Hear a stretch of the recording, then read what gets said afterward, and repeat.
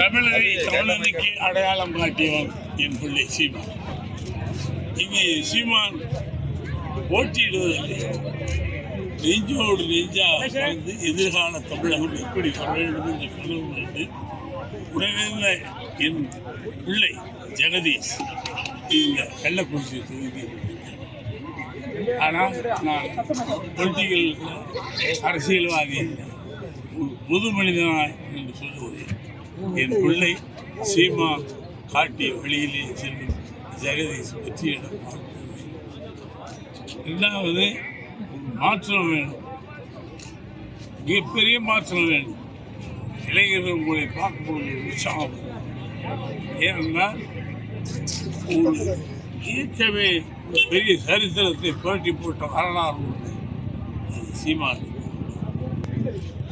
நான் தமிழன், அது ஒரு தகுதி போதும் சார். ஒரு சின்ன இப்போ இன்னும் கொடுக்கல, இப்போ புது சின்னமா சார்.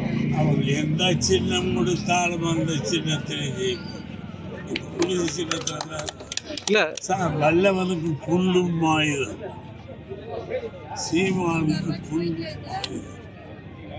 என் பிள்ளை நான் என்ன அரசியல் நான் கட்சிக்காரனா ஏன் சொல்லுகிறேன்? பிள்ளை எவ்வளவு சோடை போகாமல் ஜெனியூனாக இருக்கும் அடையாளம் தான் ஜெகதீஷ். இன்னைக்கு எழுதாக கூட சிவா மிகப்பெரிய நான் வந்தவுடனே வந்தவர்கள்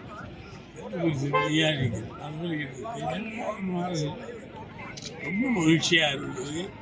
ஒரு தகுதியானவை தேர்ந்தெடுத்து போதுதான் சீமா, ஒரு பெரிய விஷயம். அந்த தகுதியை நாம் காப்பாற்றணும். எல்லா தோழர்களும் நீங்கள் சொல்லுமிடமெல்லாம் சொல்லுங்கள். நீங்கள் இது பிரச்சாரம் அவருக்கு ஆதரவாக பண்ண போகிறீங்களா சார்? நான் அதெல்லாம் செய்ய மாட்டேன். என் பிள்ளைகளுக்காக வேண்டி யார் எது கேள்வி கேட்டாலும் பதில் சொல்லுவேன்.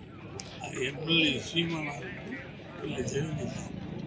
சார், சமீப காலமாக சினிமா துறையில் போதைப்பொருள் அதிகமாக இருக்குதுன்னு சொல்லி ஒரு குற்றச்சாட்டு இப்போ வந்துகிட்டு இருக்குல்ல சார்? அது குற்றம் சார். அரசியல்வாதிகள் இப்படி குற்றச்சாட்டு அப்படி. நான் நல்ல கலைஞர். என் பிள்ளை சீமானை ஜெகதீஷை நேசிக்கிறேன். நான் வந்து அரசியல்வாதியாக முன்னெல்லாம் எங்கே போயிருந்தாங்கன்னா போதைப்பொருள் உள்ள போகும்போது. இல்லை, சினிமா துறையில் தொடர்பு இருக்கிறவங்க பேர்லாம் இப்போ அடிபட்டுக்கிட்டு வருது இல்லைங்களா?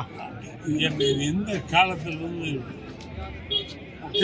எம்ஜிஆர் காலத்திலிருந்து வையாதிகள் எதிர்கட்சி தான்.